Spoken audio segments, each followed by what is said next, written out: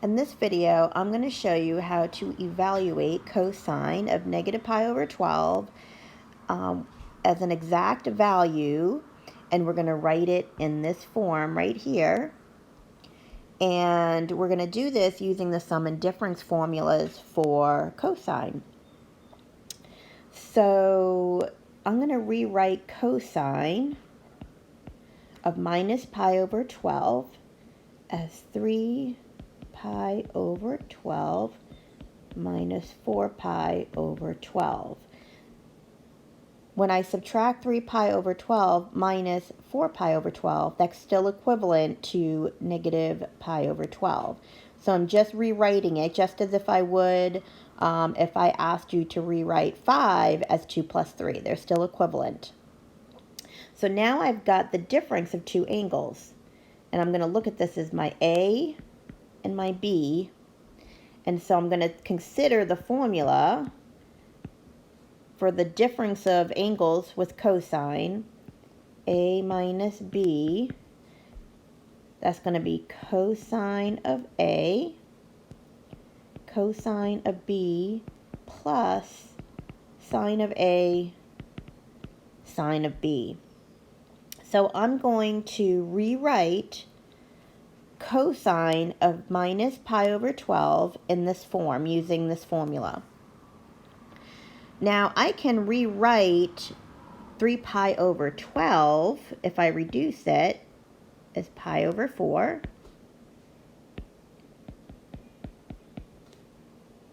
And I'm going to rewrite 4 pi over 12 as pi over 3. And I'm just going to reduce those. Those are angles that we have on our unit circle. So it makes it a lot easier just to look at our unit circle and evaluate those cosine at those angles. So cosine of A would be cosine of pi over 4.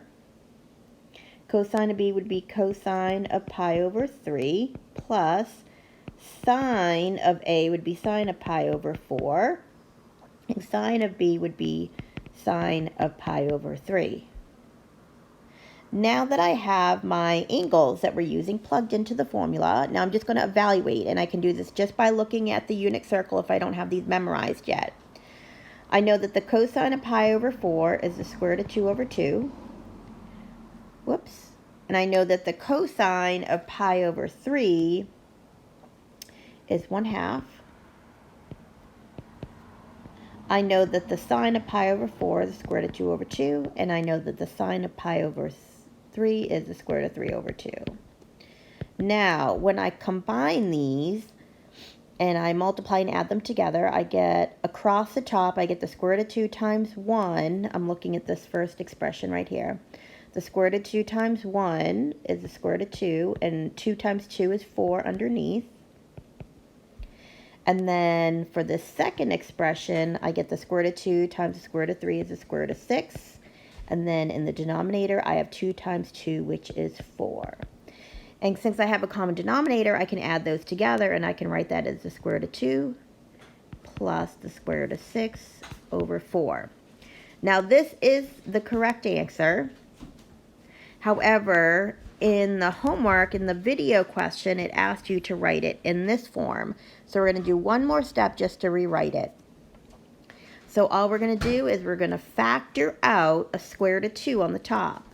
So I have the square root of 2 factored out. That gives me a 1 plus the square root of 3 all over 4.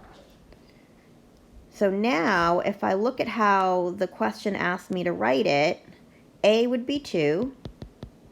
And B would be 3. If we look up here and see how the question asks us to write it. So I can rewrite this as 2 and this as 3.